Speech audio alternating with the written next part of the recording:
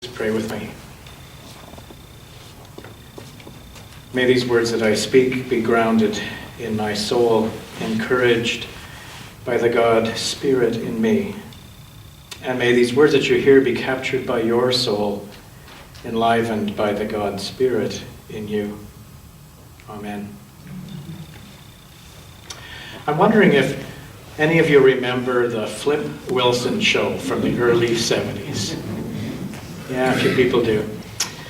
One of the characters that Flip played was a rather flirtatious woman named Geraldine, who made famous the line, "The devil made me do it."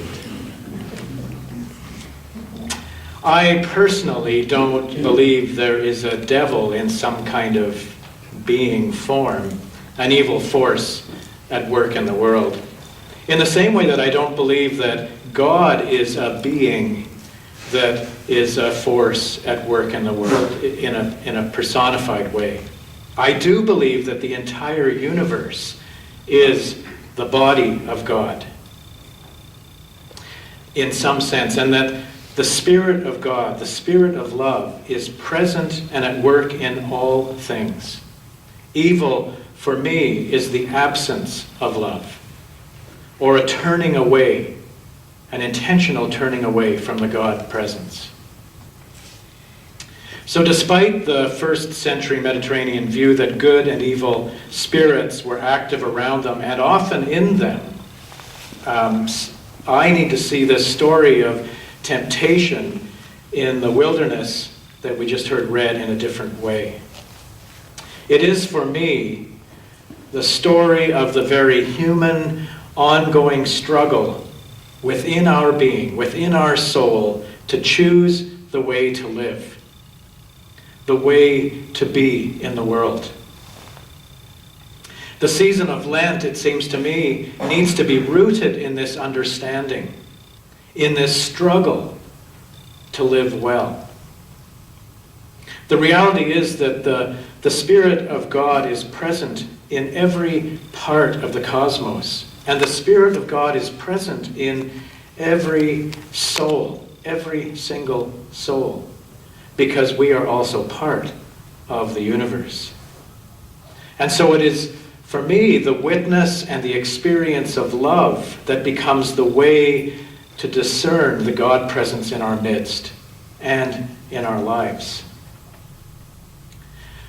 The shift from God as separate from us, as in the traditional Lord's Prayer, "Our Father who art in heaven," to God as incarnate, present in us and in the universe, as in my version of that same prayer, compassionate Spirit, source of life, mystery, is a giant, giant shift. It is a shift that many of us don't want to make for a whole variety of reasons. But I see this shift as actually bringing us closer to the mind and the heart of Jesus, not further away. Richard Rohr, a Roman Catholic priest and what I would call a present-day mystic, I get his daily meditations by email, and one of them this week just really resonated with me. He said this: "To be afraid of change is to be afraid of growing up. Change and growth are finally the same thing. Unfortunately," he says, "the church has trained many people in not growing up." Jesus grew up in his time in the wilderness, a growing up that would continue to his death. He embarked on a brand new way of understanding and living in the world, a way that ran counter to the social, political, and even religious norms of his culture. He now saw the Spirit of God as present. He saw the Spirit of God as accessible. And he lived into that Spirit in a way that love and not law became his measuring stick. This way of living from a loving heart center brought to him boundless contentment deep in his soul. I believe it is that contentment that was witnessed by those that he encountered that made them clamor for more. We all want that sense of deep contentment. With this realization in the wilderness, once Jesus understood that God is within all things, including himself, rather than separate from life, everything changed. Everything changed. It no longer made sense to ask God to turn stone into bread. It no longer made sense to ask God to make him king. It no longer made sense to ask God to save him from death. Jesus was no longer waiting for God to act in his life and in the world. He now understood that he was responsible to bring God to life in his life and in the world. That is the way of the universe. That is the way of the soul. That is the way of God. Jesus changed. Jesus grew up.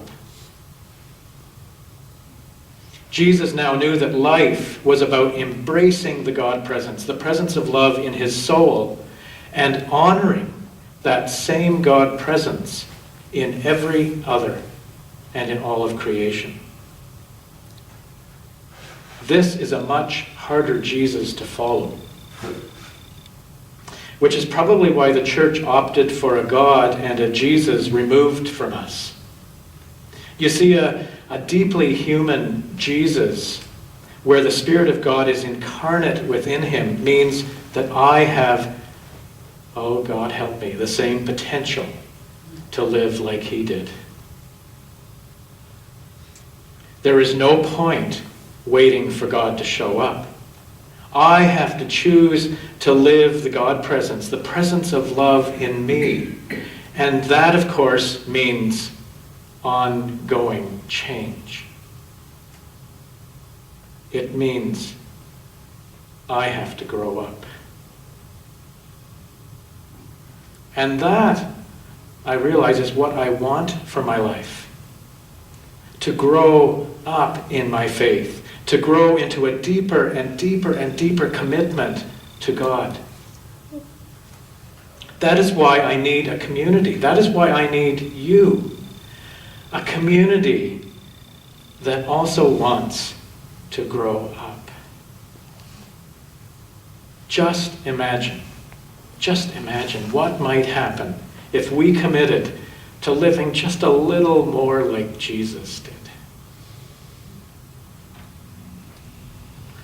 This is what I think our budget for the coming year is attempting to reflect. This budget isn't about building a cathedral, nor is it about spending foolishly or lavishly. It may feel a little like jumping off the roof of the temple, but it is, it seems to me, about what it takes to deepen our God presence within this community and to grow our God presence in Lake Country. Just a few weeks after Michelle Howe began her work with us, Michelle is the one who's leading our children right at the moment. Just a few weeks after she began her work with us, she said to me, "People need to know about this place. There is a great thing happening here." Michelle witnessed here, someone who'd come in from outside of this community, she witnessed here a way of being and a spirit presence that she had not witnessed in other communities.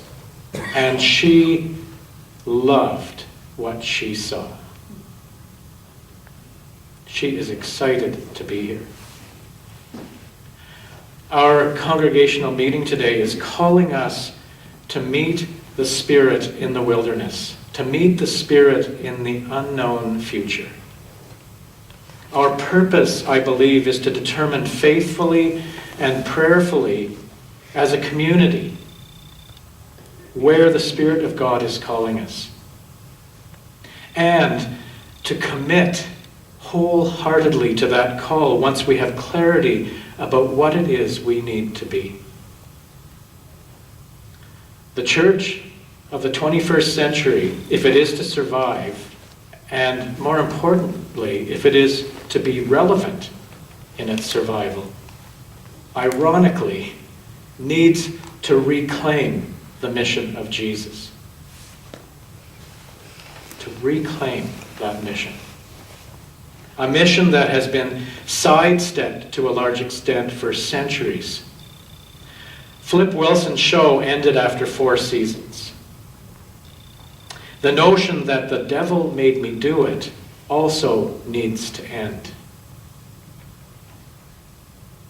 Jesus' mission is to live into the God presence within each of us, and to live out the God presence in the world. It is that simple, and it is that difficult. To live love. For that is the very heart of life, to be one with the God of the cosmos, and at the same moment to be one with the God of our soul. Amen.